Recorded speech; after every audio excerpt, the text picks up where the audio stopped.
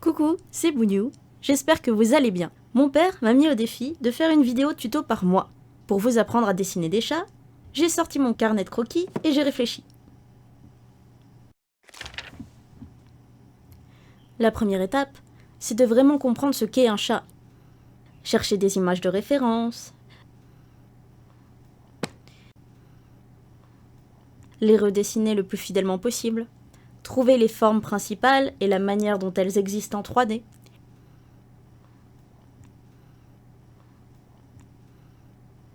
les proportions récurrentes, et pour que ce soit plus simple encore, comprendre comment le chat fonctionne, étudier le squelette de celui-ci et ses muscles, dessiner le squelette plusieurs fois, et dessiner plein de chats. En fait, après avoir vu une vidéo de Sam Does Art, j'ai décidé de faire 100 croquis de chats. Un challenge dans le challenge, un plan simple, dessiner 50 chats le premier jour et 50 chats le deuxième.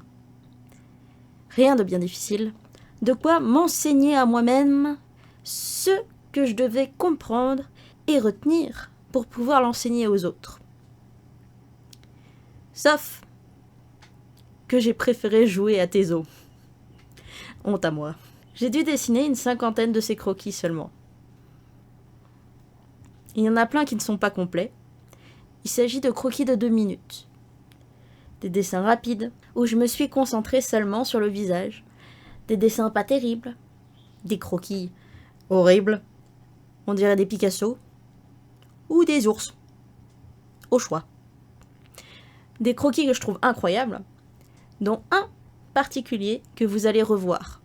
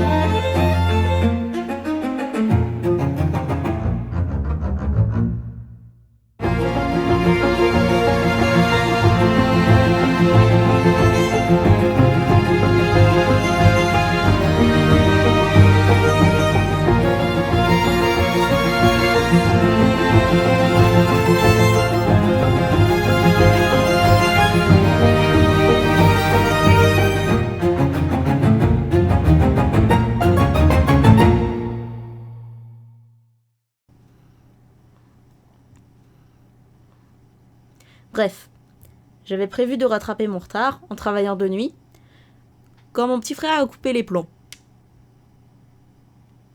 Je me suis retrouvée dans le noir et j'ai perdu l'enregistrement d'OBS. Coup dur qui m'a fait perdre toute motivation, jusqu'à ce que je décide de changer d'exercice.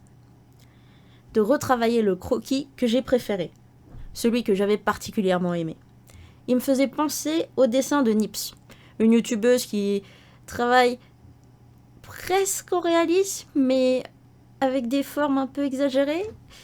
Super beau travail. Il me rappelait aussi le croquis d'Inktober de Gwen ça va être compliqué à dire. De Gwen Vibancos. Pas si difficile. Un youtubeur francophone.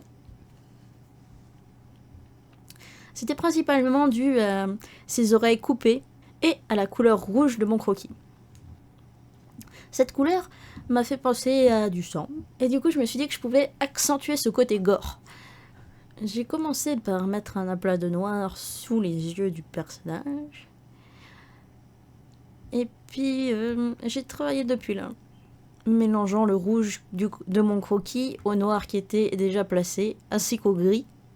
Et j'ai fait en sorte de continuer sur la même vibe que ce que j'avais déjà placé là.